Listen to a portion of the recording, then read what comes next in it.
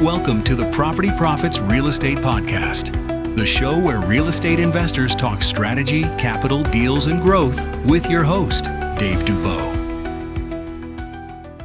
Welcome back, folks. Today we've got an old friend zooming in from Louisville, Kentucky. Sharon Vornholt has a ton of experience in real estate and in probate and in finding off-market deals. So that's what we're going to be touching on today, is what's working for her and her students in 2026 for finding off-market deals. So Sharon, welcome to the show. Great to have you again.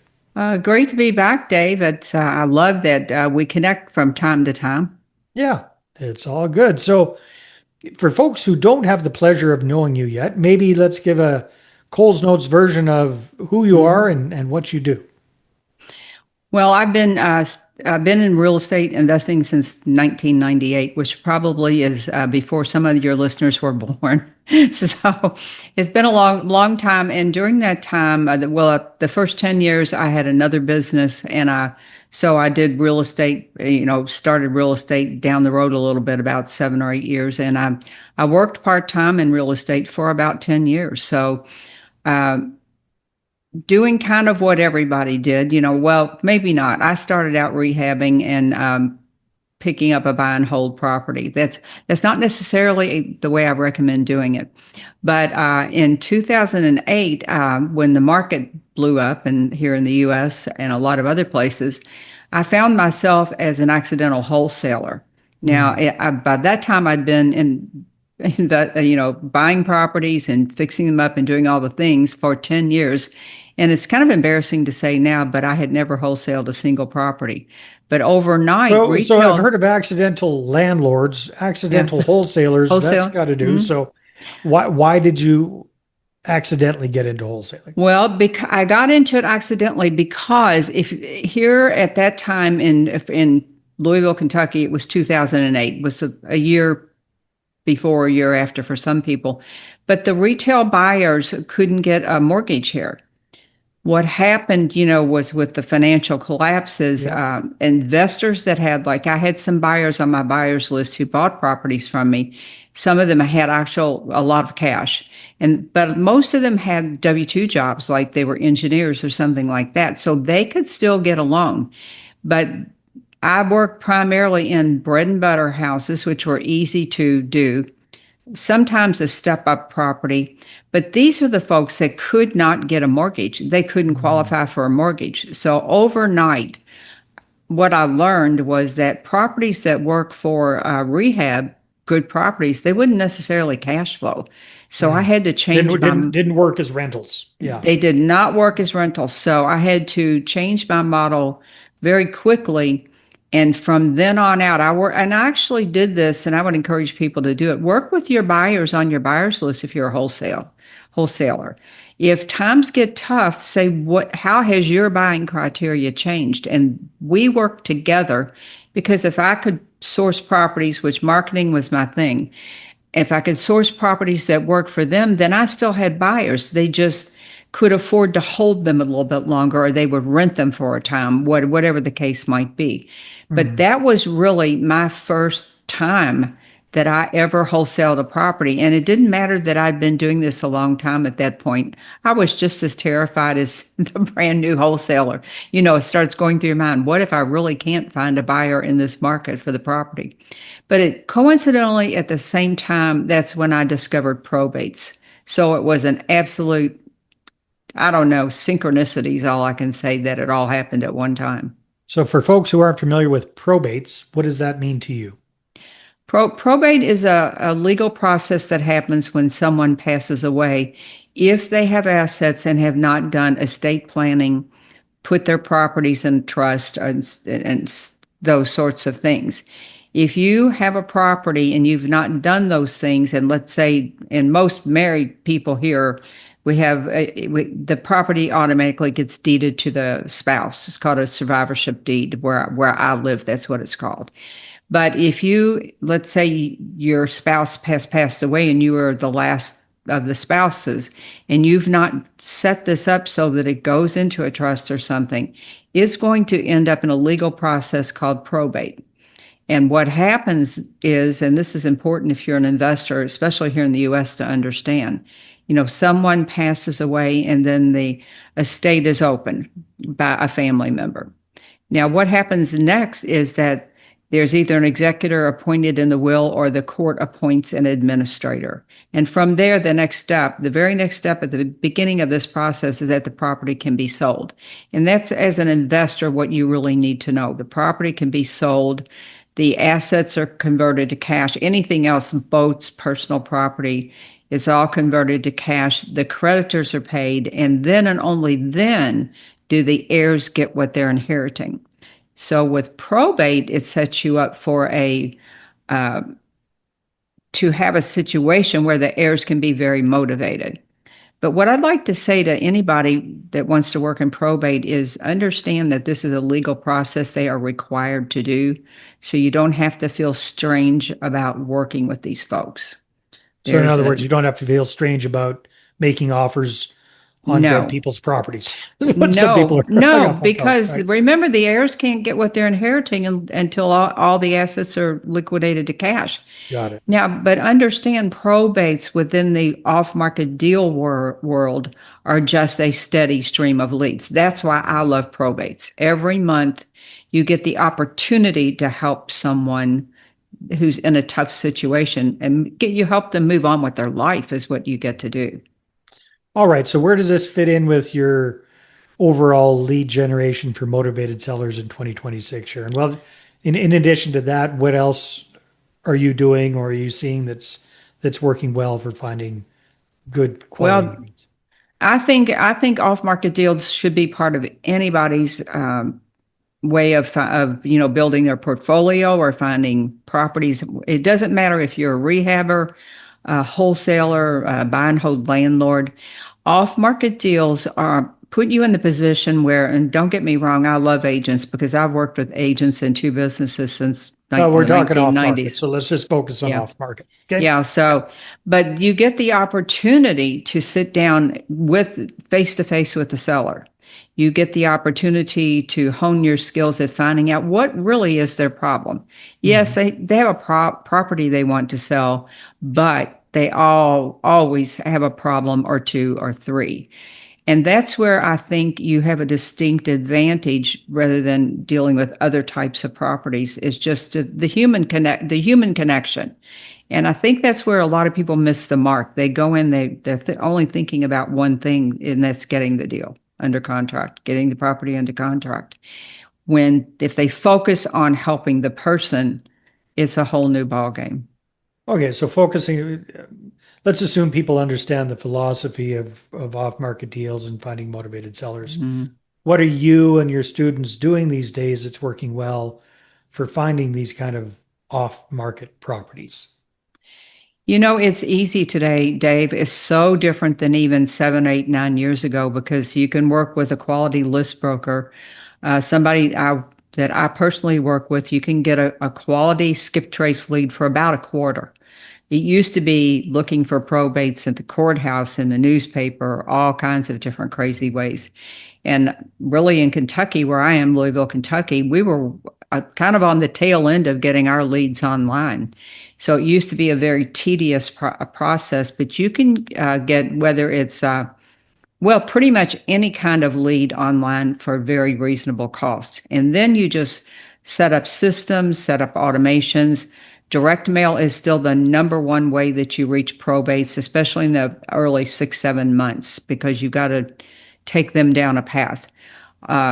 It's a very specific way to market to them. But other types of off-market properties, you can use postcards, and it's a very systematizable process, which is what I love. And then as the investor, you can focus on just doing what you do best, and that's putting deals together. Mm-hmm.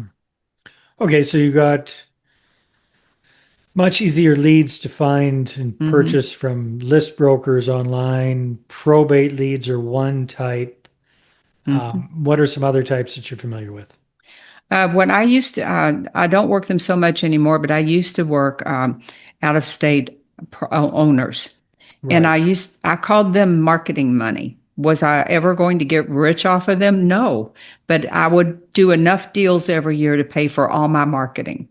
And that you can put on autopilot. You can, and I skipped the states right next to me here in the States. What I found out is they have to be about 3 hours away from their property before they're a big enough pain in the butt that they're unwilling to drive back and forth. If I was like, the P and the A factor, but it's about 3 hours. And so direct mail is still a very effective, very scalable way to find deals. Now, I will say that in the era of texting and different things you can do, you can layer your marketing. First of all, you can do lead stacking. So if you're working probates, find one that has an out-of-state executor.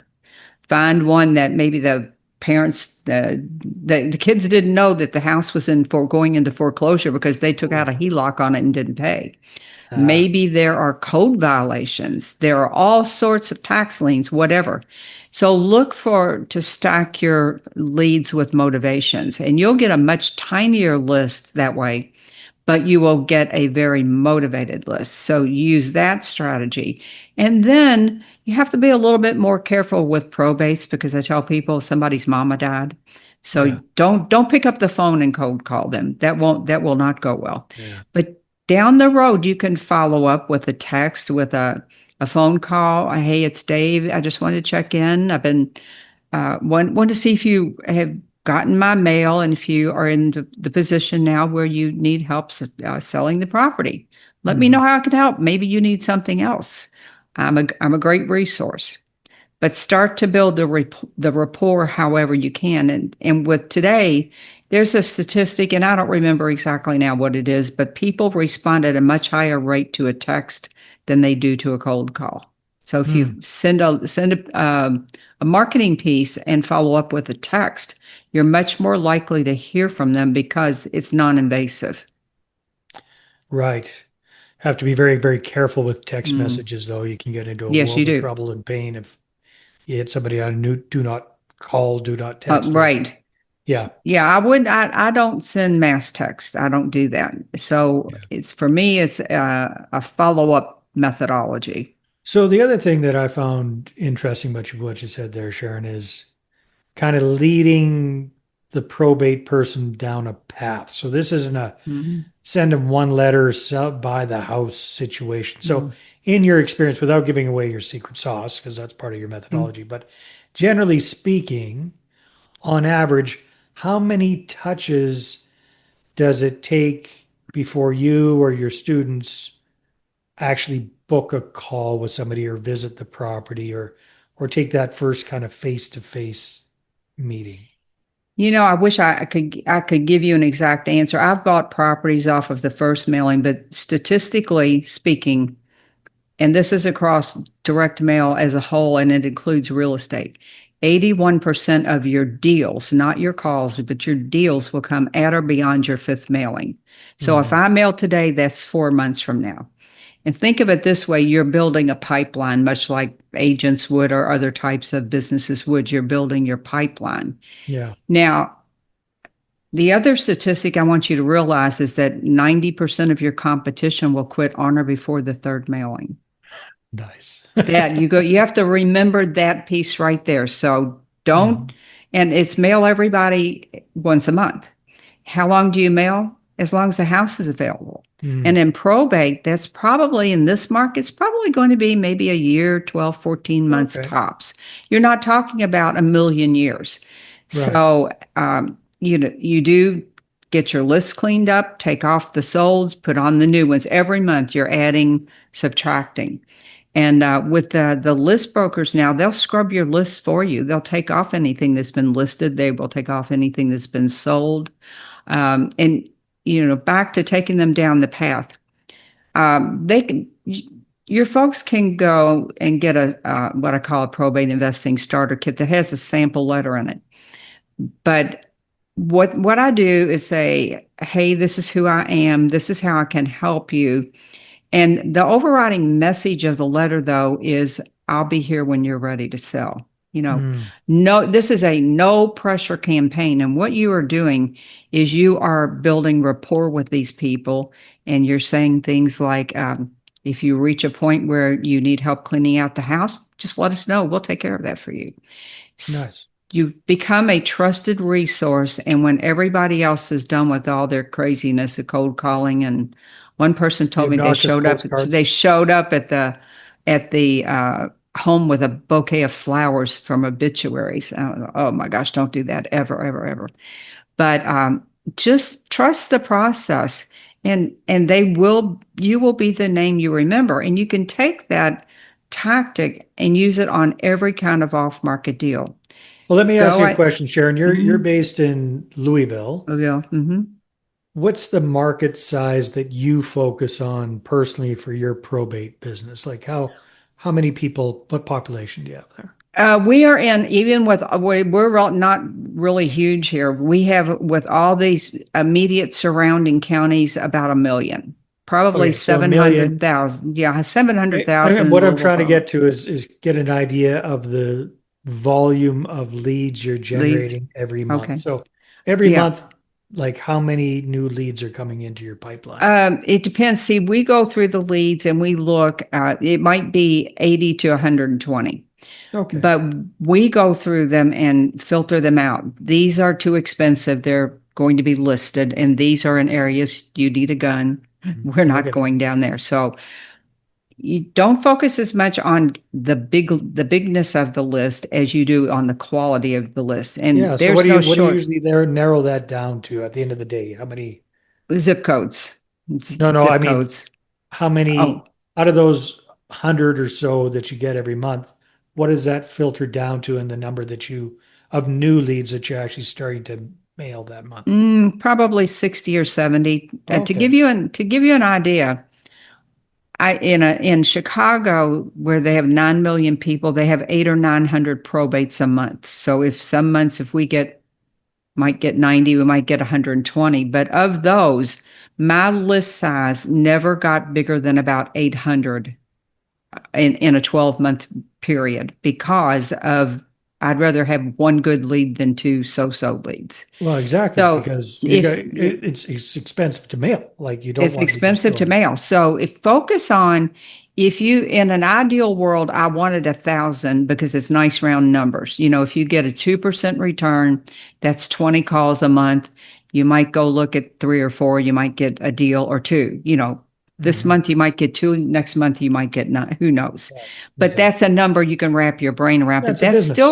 that's Yeah. still roughly the way it is today. And when times get really rough, that number will drop a little. When the market's a little better, it will go up and down.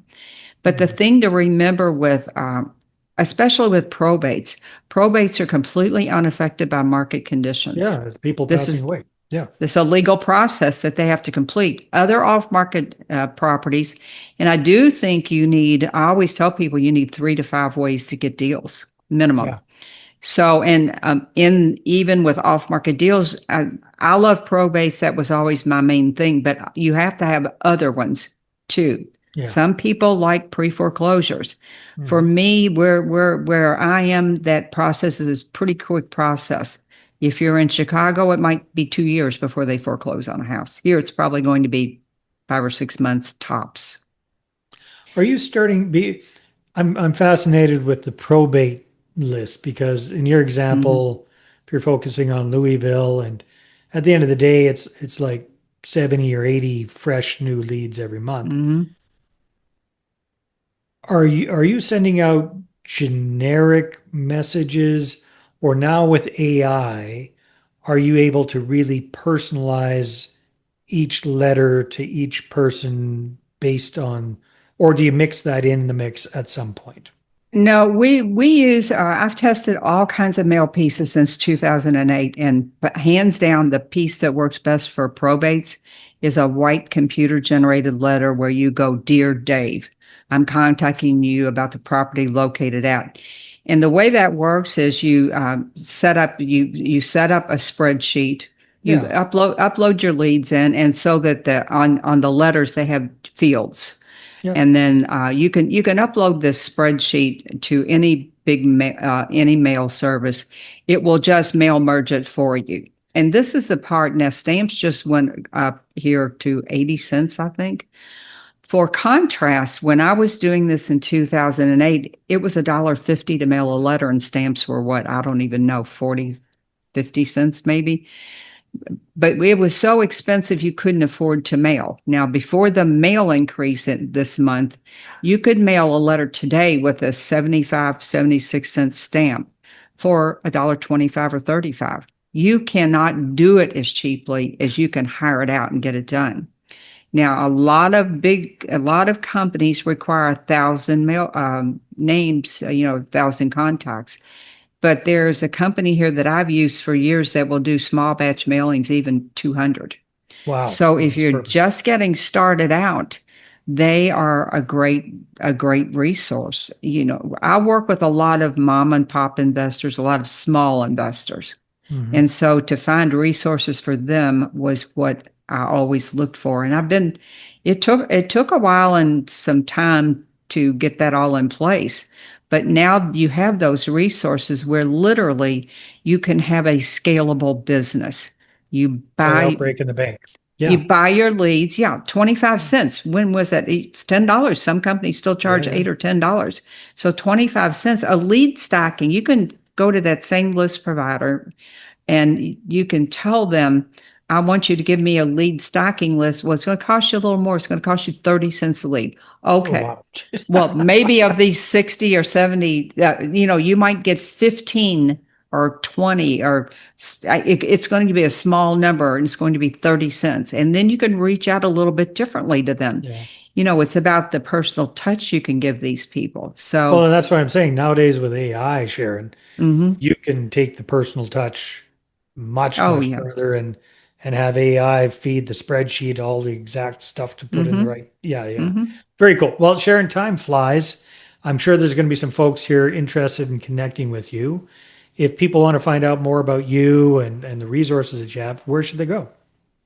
You can go to my website. It's my name on the screen, SharonVornholt.com. You can check out my probate course at probateinvestingsimplified.com. And the freebie that I mentioned is my Probate Investing Starter Kit. There's a sample letter in there. There's the probate timeline here in the U.S. And be sure and check it wherever you are. But it's a very straight line process. But it's probateinvestingsimplified.com/starter kit. It's completely free. And then if you I think that's good resources for folks. Yeah, I mean, there's just a ton of information that I've got for free. Fantastic. Sharon, thanks so much for coming back on the show. Well, thanks for having me, Dave. It's good to see you again. All right, everybody. Thanks for tuning in, and we'll see you again on the next one. Thanks for listening to the Property Profits Podcast. If you'd like to be a guest on the show, apply at daveinterviews.com.